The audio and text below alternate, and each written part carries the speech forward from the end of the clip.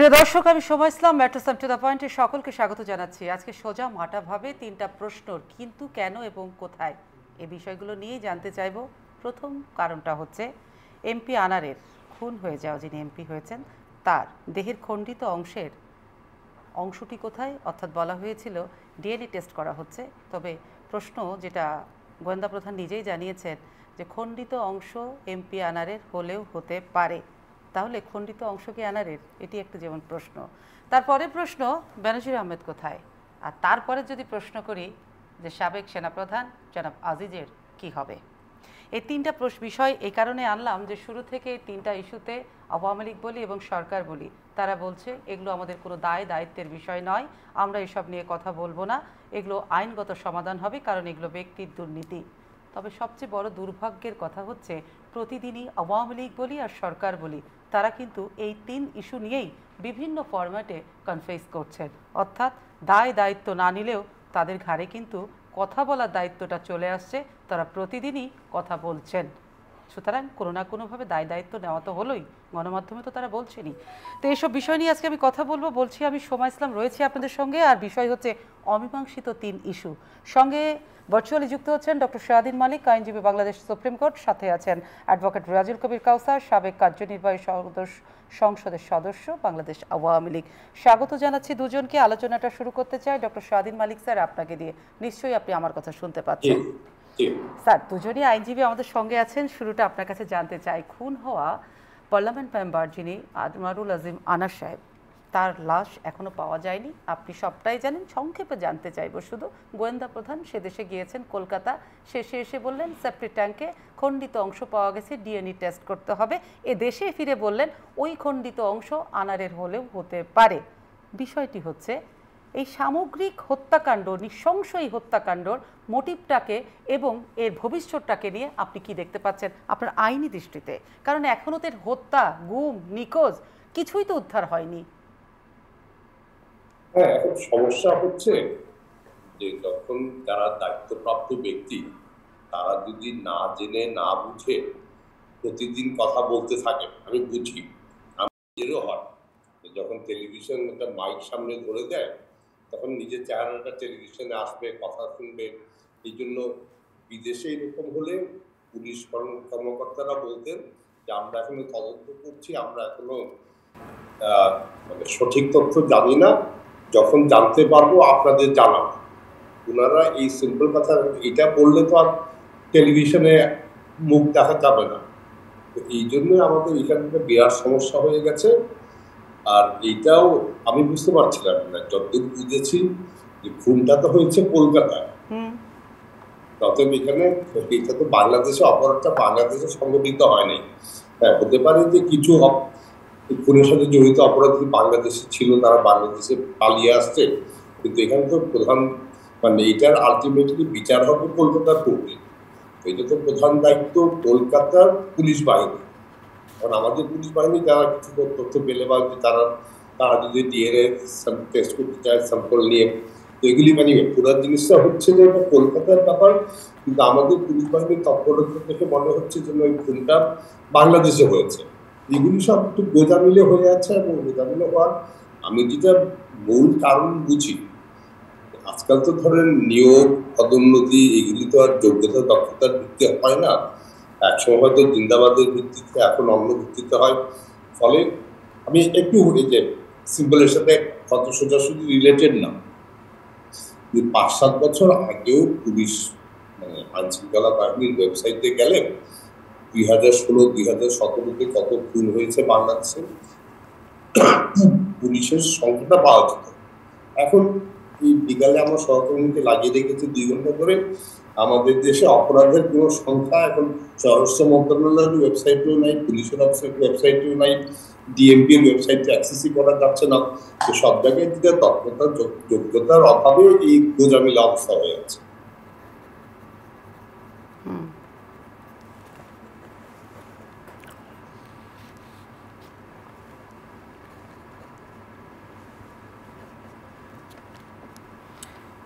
কাউসার সাহেব, আপনার কাছে যেতে হবে, বোধহয় ওনার টেকনিক্যাল প্রবলেম হয়েছে। যে জায়গাটা জানছিলাম, জি আমরা কি পেয়েছি?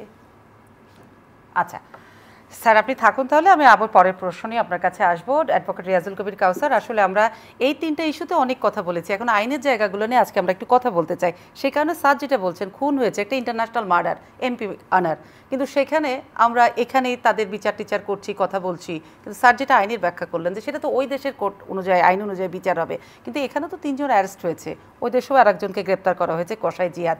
কিন্তু আমি আপনার কাছে যে জায়গাটা জানতে চাই যে এমপি আনার খুনে কিন্তু খুনের মামলা হয়নি, ওনার মেয়ে একটা অপহরণ মামলা করেছে, কিন্তু এখন কথা হচ্ছে যে ওনার কিন্তু যেহেতু এখনো ডেড বডির কোনো অংশই পাওয়া যায়নি, দেহের অংশ, তাহলে সেক্ষেত্রে এটার ভবিষ্যৎটা কি একজন আইনজীবী হিসেবে বলবেন?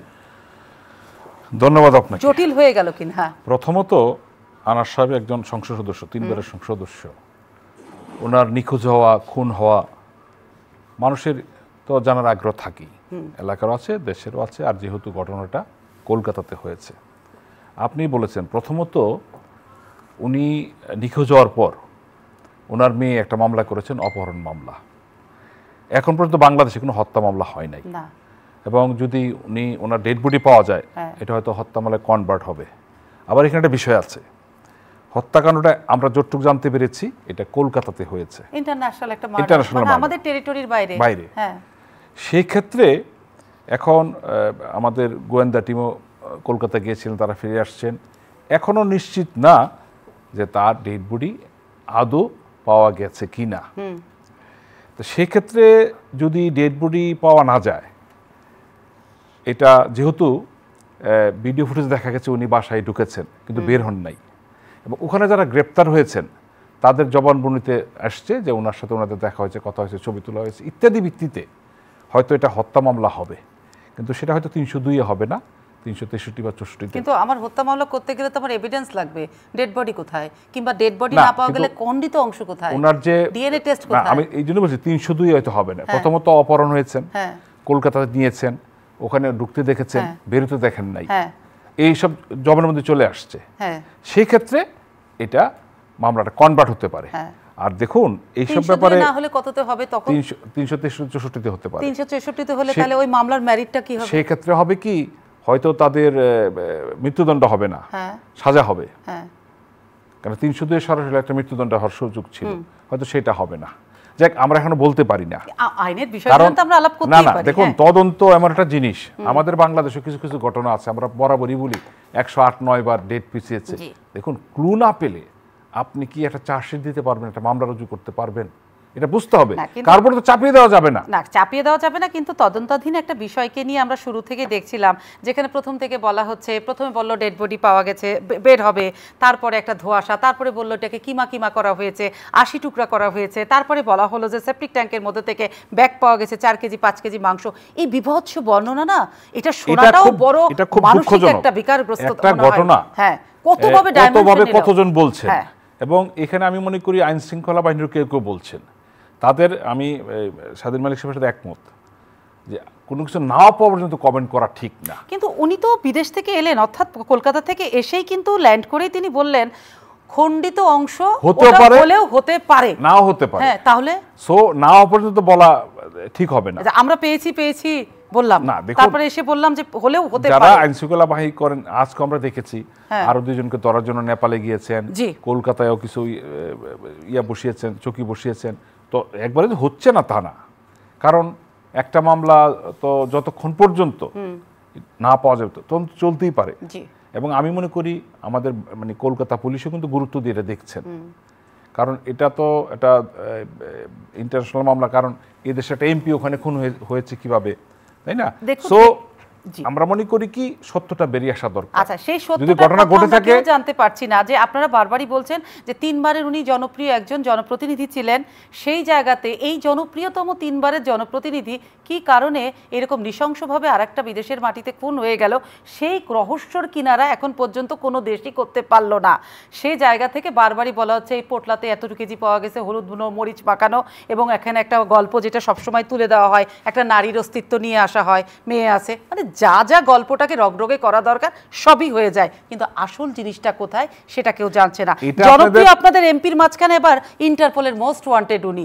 তো এই যে একটা জনপ্রতিনিধি আপনারা কাকে বানান সেই প্রশ্ন আমরা বহুবার করেছি, কাদেরকে আপনারা মনোনয়ন দেন সেটা শতবার বলা হয়ে গেছে, কিন্তু আপনারা তো দিচ্ছেনই। মানুষও বলছে যাদের অনেক টাকা আছে তাদেরকে দেন, অনেকে আবার আপনারা বলছেন যে ওই বেল্টে জনপ্রতিনিধি হতে গেলে তাদেরকে মাফিয়া ওয়ার্ল্ডের সাথে যোগাযোগ রাখতেই হয়। আমরা এসব জানি না, আপনারাও রাজনীতিবিদ, আপনারাই জানেন। আসলে প্রশ্নটি হচ্ছে কাকে আপনারা মনোনয়ন দেন, কারা পায়? এটা কিন্তু অন্য একটা ইস্যু।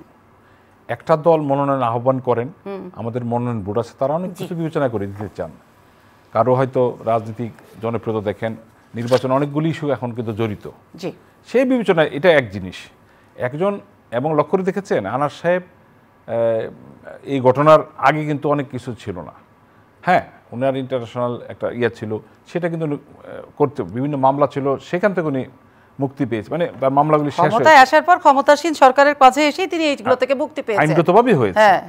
কিন্তু এরপরে যে আরো ব্যাপার এসছে এগুলো তো কেউ জানতো, বিশেষ করে ওনার এলাকার লোকজন কিন্তু অনেক কিছু বিশ্বাস করছেন না, যারা ওনাকে ভোট দিয়ে নির্বাচিত করেছেন। কে ভোট দিয়ে নির্বাচিত করছেন এখন এই প্রসঙ্গে আবার আসি। আনাস সাহেবের টাকা আপাতত আমি টেবিলে রাখছি, কিন্তু কথা হচ্ছে যে উনি যে এগুলো করতে পারেন সেটা তো ওনার এলাকার লোকও বিশ্বাস করছেন না, কিংবা উনি তো জনপ্রিয় ছিলেন এবং জনপ্রিয় জনপ্রতিনিধি ছিলেন, এবং আগে তো কেউ কিছু বলেনি।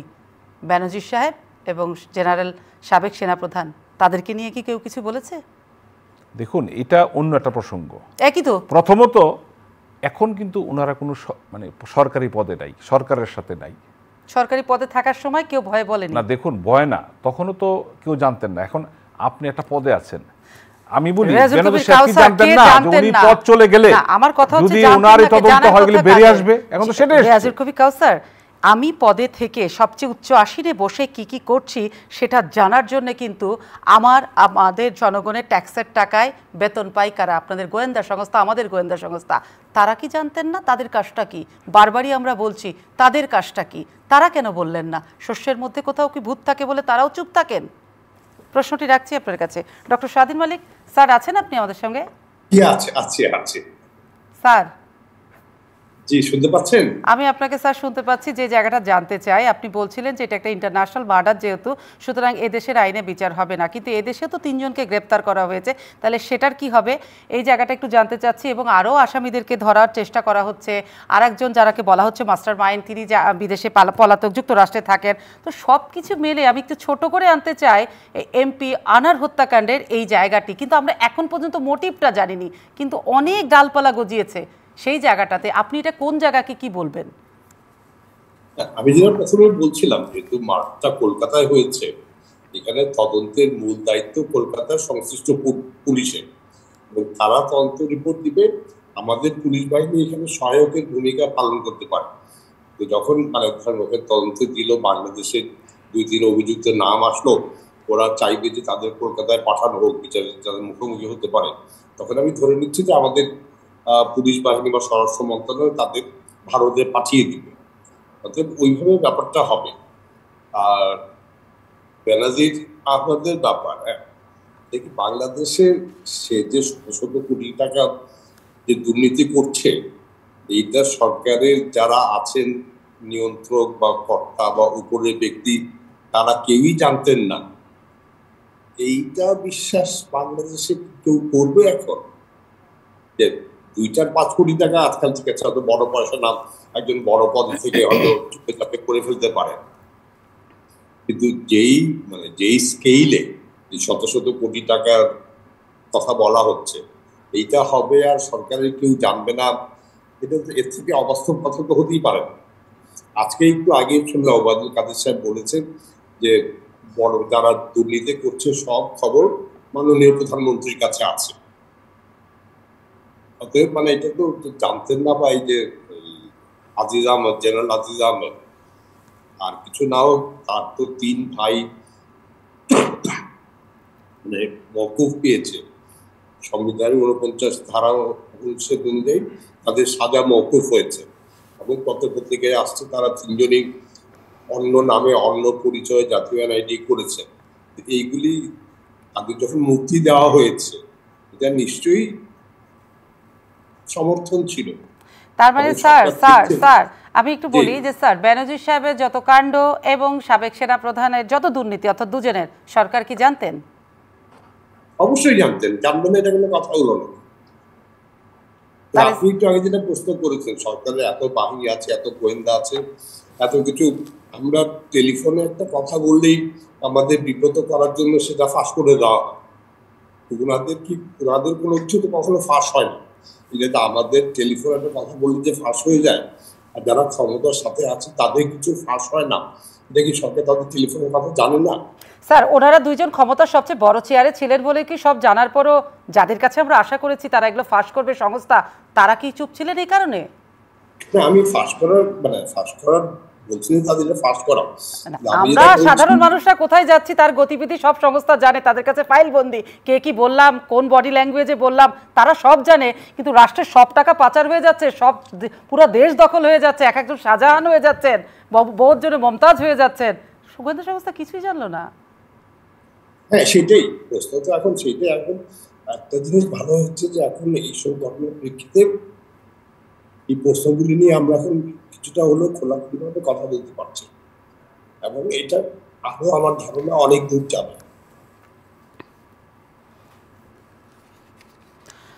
যেটা আপনার কাছে বলছিলাম, ওই একই প্রসঙ্গ সবাই বলছে এখন, আপনারা বারবার বলছেন আমরা দায় নিব না। দায় না নিলে কি দায় এড়ানো যায় বলেন তো? এই যে গণমাধ্যমের সঙ্গে কথা বলা, এটাও তো এক ধরনের দায় নিয়ে নেওয়া, ওদের দায় আপনারা নিয়ে কথা বলছেন কেন?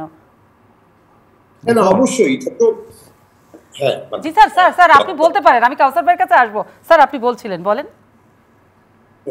মানে হ্যাঁ, দায় নিব না, হ্যাঁ, এটা চূড়ান্ত বিচারে যে ব্যক্তি দুর্নীতি করেছে সেটা শাস্তি তার হবে, এটার জন্য সরকারের শাস্তি হবে না।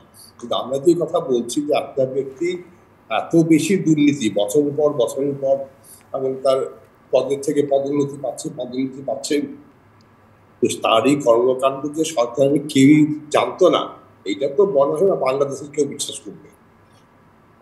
এখন সরকারের করণীয়টা কি স্যার? সরকার জানতো, সরকার থাকলো চুপ, হ্যাঁ, তাহলে এখন এই মুহূর্তে কি দরকার? একজনকে তো আমেরিকার নিষেধাজ্ঞা তার পরিবারের প্রতি এসেছে, কিন্তু তার বিরুদ্ধে দুর্নীতি আছে কিনা সেটা তো আর এখন কেউ কোনো মামলাও করেনি, কোনো কিছুই হয়নি। কিন্তু বেনজির সাহেব কি দেশে আছে কি নাই সেটা নিয়েও একটি ধোঁয়াশা আছে, উনি কোথায়? তো সব কিছু মিলিয়ে যা আমরা গণমাধ্যম থেকে খবর পাই, ওনার ব্যাংক অ্যাকাউন্ট ফ্রিজ করা হয়েছে, সেখানে কোনো টাকা নেই, সব কিছুই নেই, কোনো কিছুই নেই, উনি দেশে আছেন কিনা সেটাও একটা বড় প্রশ্ন। তাহলে এখন এগুলোর কি হবে? আমি এটার ব্যাপারে খুব বেশি, মানে তার বিচার হয়ে শাস্তি হবে এটার ব্যাপারে আমি খুব বেশি আশাবাদী না। বিশেষত যখন মানে খবরে যেটা আসছে যে উনি অলরেডি বিদেশে চলে গেছেন, আর ওইখান থেকে বিদেশ থেকে চাইলেই ওরা আমাদের দেশে লোক পাঠায় না, কারণ তারা মনে করে যে এই দেশে বিচার ব্যবস্থা বা আইনি ব্যবস্থা এর কোনো বিশ্বাসযোগ্যতা, কোনো নিরপেক্ষতা নাই। অতএব তারা যাকে চেয়ে পাঠাচ্ছে তার মানে নিশ্চয়ই সরকার তাকে অপছন্দ করে। যদি চলে যান তাহলে তো চলে গিয়েছেন, তার অনুপস্থিতিতে বিচার হতে পারে, ওই সম্পত্তি যে পাওয়া গেছে ওই বিচার হয়ে তাকে হয়তো জেলে পুরা যাবে না, কিন্তু তার সম্পত্তি বাজেয়াপ্ত হতে পারে, সেই বিচারটা হতে পারে। স্যার সব মিলিয়ে যেটা আপনার কাছে জানতে প্রশ্ন রেখে যাচ্ছি আমি, যে আইনের শাসন এবং দুর্নীতি এই দুয়ে মিলে বর্তমান অবস্থাটা আপনার দৃষ্টিতে কি? কাউসার সাহেব। না, প্রথমে আমরা যে বেনজির সাহেব নিয়ে আলোচনা করতেছি, উনি আছেন কি না এটা কি সেটা, ওনাকে দুদক 6 তারিখ ডেকেছে, ওনার পরিবারের সদস্যদের মধ্যে 9 তারিখ ডেকেছে, ওই দিনই তো বোঝা যাবে উনি আছে কি নাই। এখন উনি কি সরাসরি কোথাও বলতে তারিখ না আসা পর্যন্ত আমাদের কথা বলতে হবে না, ওনাকে আজকে সরাসরি বলতে হবে যে আমি উপস্থিত আছি, বলার দরকার আছে কোনো? আসলে এটা পত্রিকা মানে অনেকেরই ধারণা। বিরুদ্ধে যখন যে কালের কণ্ঠে বড় নিউজটা এলো, উনি কিন্তু কনফেস করেছিলেন ফেসবুকে, উনি কিন্তু বলেছিলেন যে আমার বিরুদ্ধে যা যা অভিযোগ সব মিথ্যে। তো এখন যা যা হচ্ছে ওনার তো আবার করা উচিত। কালের কণ্ঠের নিউজের আইনগত ভিত্তি নাই, উনি ফেসবুকে স্ট্যাটাস, এটা আইনগত ভিত্তি। দুদক যে অনুসন্ধান করলো, এখন একটা অ্যাকাউন্ট ফ্রিজ করলে এগুলো আইনগত ভিত্তি নেই। এখন একটা আইনগত ফ্রেমতে আসছে, আমি স্বীকার করছি তো, এটা তখন ছিল না, এখন একটা প্রক্রিয়ার মধ্যে এসেছে। তার মানে উনি অপরাধ করেছেন, সেটা কতখানি করেছেন সেটা দেখার জন্য একটা সত্যি। তার মানে এখন যখন আপনি বলছেন আইনগত একটা ভিত্তি দাঁড়িয়ে গেছে, তার মানে কালের কণ্ঠ যা করেছিল সেটা ঠিক, সেটাও একটা ফ্রেমে দাঁড়িয়েছে, ওটার উপরে ভিত্তি করে তো এগুলো হচ্ছে। পত্রিকার রিপোর্টকে তো আপনি আইনি ভিত্তি দিতে পারেন না। কিন্তু তাহলে কিসের ভিত্তিতে দুদক আগালো? না, এখন দুদক দেখুন পত্রিকায় নিউজ পত্রিকার ভিত্তিতে আমলে নিয়েছিল ব্যারিস্টার সুমন, তিনি দুদকে আবেদন করলেন, ওনার আবেদনের প্রেক্ষাপটে এত পথ হাঁটলো, তাহলে প্রধানটাকে সেই পত্রিকাটাকে ওটাকে তো আমরা অস্বীকার করলে সবটাকে ভ্যানিশ হয়ে যাবে, ওটাকে তো আমরা আমলে রাখতেই হবে। আমাদের সরকারের পক্ষ থেকে বলা হয়, বিভিন্ন সময় বলা হয়ে থাকে, কারো কিছু বিরুদ্ধে বলা থাকে আপনারা দুদকে যান। দুদক এবং দুদকের চেয়ারম্যানও দেখেছি গত পরশুদিন বলেছেন সব আবেদন আমরা বিবেচনা করি। দুদক তো স্বপ্রণোদিত হয়ে এসব করেননি, না সেটাই করতে হবে, বা মাঝে মাঝে করেও থাকেন।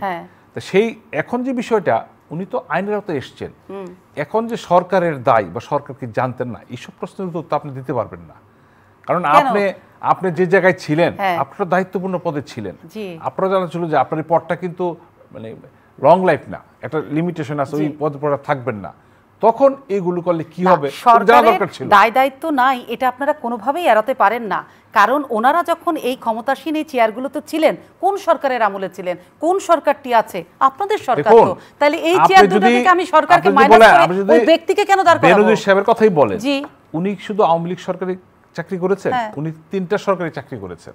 কোন সরকারের সময় উনি দুর্নীতির এই মহা পাহাড় করে তুললেন? না দেখুন কন্টিনিউশন ছিল তো, উনি তো বলছেন শেষের দিকে এসে কোন সরকার ছিল? এটাও কিন্তু বলা হচ্ছে কিছু কিছু ব্যাপারে শেষের দিকে, বা বলা হচ্ছে স্পেসিফিক 16-17 তারিখ এই সময়টাই। কাউসার সাহেব আপনি আমাকে বলেন, একজন সরকারি বেতনভুক্ত কর্মচারী যিনি রাষ্ট্রের, তার কি এত সম্পদ, এত টাকা, এত কিছু থাকার কথা? আগে বলেন এটা বিশ্বাসযোগ্য না অবিশ্বাস্য? দেখুন আমাদের ওই আপিল বিভাগের একজন জাস্টিস শেষ দিন আপনি তো সরকারি চাকরি করেন না, আমি একটা বেসরকারি প্রতিষ্ঠানে কাজ করি, সামান্য কয়টা বেতন পাই, কোনোদিন যদি শোনেন সোমার 10 বছর পর এরকম কোটি কোটি টাকা চেরাগ এসে গেছে, তাহলে এটা আপনাদের কাছে মনে হবে না যে অসম্ভব দুর্নীতিবাজ এক নারী? সরকারি কর্মকর্তা না, আমি দেশের নাগরিক, আমার কিছু দায়িত্ব আছে, কর্তব্য আছে, আমার লিমিটেশন আছে, আমাকে দেখার জন্য কিন্তু অনেক সংস্থা আছে, অনেক বাহিনী আছে, দুদক আছে, এনবিআর আছে না, এটা আমাকে মাথায় রাখতে হবে। এটা আমি সরকারি কর্মকর্তা হলেই থাকবো ব্যাপারটা তা না, বরঞ্চ ওনাদের বেশি টাকা দরকার। সরকারের কোনো উইংসে কাজ করে না? অবশ্যই কাজ করে, এখন বেরিয়ে আসছে কিভাবে? I think it's a message, এটা বুঝতে হবে। এই মেসেজটা তৃণমূলে গেছে না, এটা সময় বলে দেবে যে আপনারা পার পাবেন না, কেউ পার পায়ও নাই, এবং আমাদের সরকার যত সরকারকে দায় দিচ্ছেন, সরকার কিন্তু এখন বলছে না যে তাদের দায় নেব। সরকার তো আর বেনজির সাহেবের দুর্নীতির আমলনামা নিয়ে বসে নেই, উদ্ঘাটন করেনি, এখন তো জেনারেল আজিজ সাহেবেরও আমলনামা সরকার উদ্ঘাটন করেনি, ছিল হয়তো সরকার তার পক্ষে অবস্থান নেই, সেটা তো নেই স্পষ্ট বলেছেন সরকারের দুই কথা চলবে, তাদের বিরুদ্ধে ব্যবস্থা হবে। শুদ্ধাচার অভিযান আপনারা শুরু করেছিলেন আজ থেকে অনেক বছর আগেই ক্যাসিনো কাণ্ড দিয়ে, কিন্তু সুতরাং যে সরকার শুদ্ধাচার অভিযান শুরু করেছে এবং সেই অভিযান এবং এই বেনজির সাহেবের হাতেই কিন্তু আপনারা শুদ্ধাচার পুরস্কার তুলে দিয়েছেন, কোনো পয়েন্ট উনি পেয়েছেন ডিপার্টমেন্টাল ব্যাপারে, কি ভয়াবহ মানে দেখুন এটার সাথে তো না পেশাদারিত্বের জায়গায় উনি পেয়েছেন, পেশাদারিত্ব নিয়েই তো বিরোধী পক্ষের অনেক অনেক অনেক অভিযোগ আছে, তাকে নিয়ে দুজনকে নিয়ে বিরোধী পক্ষের অনেক বড় বড় অভিযোগ আছে। এই সব পদে থাকলে আসলে তো কাউকে খুশি করা যায় না, এবং কেউ আপনার হবে না, খুশি করতে আসবে কেন এসব পদের লোক? খুশির বিষয়টা না, উদ্দীপনা মানুষ কেন আপনার খুশি করতে বিরুদ্ধে আসবে? অবস্থান নিলে আপনি কখনোই হবেন না, কারণ আইন শৃঙ্খলার বাহিনী তো সবাই কারো খুশি করতে, এটা তো ঠিক, কারণ তার বিরুদ্ধে তারা তো কাউকে খুশি করতে এসেছিল না, এটা বোধহয় ঠিক না। দেখুন আপনি যে প্রসঙ্গ দিতে যাচ্ছেন, বাংলাদেশে এখন গণতান্ত্রিক ধারা অব্যাহত আছে, নির্বাচন হচ্ছে পরপর, আমাদের 1975 সালের পরে কিন্তু এই নির্বাচন শুধু ছায়া, আর আপনারা কিন্তু দেখুন আপনি এটা আপনার দৃষ্টিভঙ্গিতে আপনি বলতে পারেন, কিন্তু আপনি কি চান না 5 বছর পর দেশে নির্বাচন হোক? এটা কি নিয়ম রক্ষা নির্বাচন না গণতন্ত্র রক্ষা নির্বাচন? সংবিধান রক্ষা নির্বাচন। তো তাহলে গণতন্ত্র কোথায়? দেখুন এখানে তো টিম থাকতে হবে, আপনি যদি গণতন্ত্রের প্রক্রিয়া না আসতে চান, সাংবিধানিক দ্বারা বজায় রাখতে না চান, অন্য পথে যেতে চান, আপনার পক্ষে সম্ভব এটা ধরে রাখা? সেই পথটা যে বারবার বলছেন অন্য পথে কেউ যেতে চায়, অন্য পথে কেউ যেতে চায়, অন্য পথে তারা কোথায় গেছে? তারা তো এক পথেই আছে। তারা কি বসে আছে? ভোটেই আছে নাই, তারা হয়তো নির্বাচনে নাই, গণতন্ত্রে নাই, ষড়যন্ত্রের মধ্যে আছে। তো ষড়যন্ত্র তো একসময় আমরা স্বীকার হতে পারি, আমাদের দলের পক্ষে বলা হচ্ছে না, ওনারা তো স্যাংশন আসলে প্রীত হন, খুশি হন, দেশের বিরুদ্ধে স্যাংশন আছে, কারণ ওনাদের অভিযোগগুলো তখন এস্টাবলিশ হয়ে যায় যে হ্যাঁ আমরা বলেছি এই লোকগুলো দুর্নীতিবাজ, হ্যাঁ এই লোকগুলো গণতন্ত্রকে নষ্ট করেছে। তখন যখন ওনারা যে অভিযোগগুলো দেখেন যে একটা সত্য ফ্রেমে দাঁড়িয়ে গেছে, তখন ওরা বলে সরকার বিরুদ্ধে অভিযোগ করছে, এই দেশের মানুষ জনগণ আমলে নিচ্ছে না কেন, ওনাদের পিছনে দাঁড়াচ্ছে না কেন? ওনারা বলছেন কোটি কোটি লোক ওনাদের পিছনে আছেন। অ্যাডভোকেট রিয়াজুল কবির কাউসার ওনাদের পিছে দাঁড়াচ্ছে না বলে আপনারা খুব আনন্দে আছেন, আপনাদের পিছে ভোটের লাইনে কতজন লোক দাঁড়ায়? 30%, 28% ভোট কাস্ট হয়। দেখুন আপনি নির্বাচন বিট করেন, চলেন না স্বাধীন মালিক স্যারের কাছে যদি যাই। একটা পক্ষ নির্বাচনে না আসে সেখানে ভোটের পার্সেন্টেজ তো আপনারা উপজেলায় সব পক্ষ মিলে কি করলেন? আপনি কি করতে পারবেন? তারপরে তো 36 থেকে 40% ভোট পড়ছে, জি। হয়তো তারা আসলে এটা 60 থেকে 70 ভাগ হতো। আমাদের দেশে 60 থেকে 70 ভাগ এনাফ জি নির্বাচন প্রক্রিয়ার জন্য ভোটের উপস্থিতি। তা আপনারা শুধু আসছেন না, প্রতিহত করার জন্য নেতা কর্মীরা যারা নির্বাচন করছেন তাদেরকে বহিষ্কার করছেন, স্থায়ী বহিষ্কার করছেন, তারপর অনেকে নির্বাচন করছেন, অনেকে আবার জয়ী হচ্ছেন।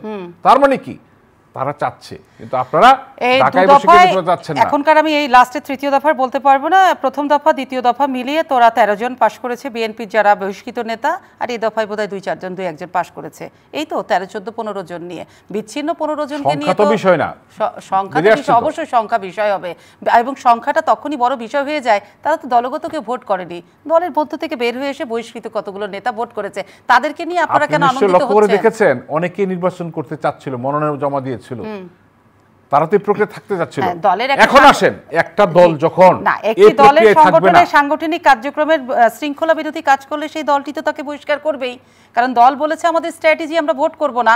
কিছু নেতা যদি মনে করে আমি ভোট করব, তাকে তো দল বের করে দেখুন দিবেই। এখন বাংলাদেশে যারা রাজনৈতিক দল জি। যারা নির্বাচন করবেন তারা নির্বাচন করবেন নিবন্ধিত রাজনৈতিক দল। আচ্ছা ভোটের কথা বাদ আপনি দেন, হ্যাঁ নিবন্ধিত রাজনীতি হবেন, নিবন্ধিত হবেন, নির্বাচন করবেন না, অন্য একটা দলকে দোষারোপ করবেন, নিজের ব্যর্থতার উপর চাপাবেন, এটা জনগণ কিভাবে নেবে? আচ্ছা সেই নিবন্ধিত রাজনৈতিক দলের শর্ত অনুযায়ী কটা ভোট না করলে কটা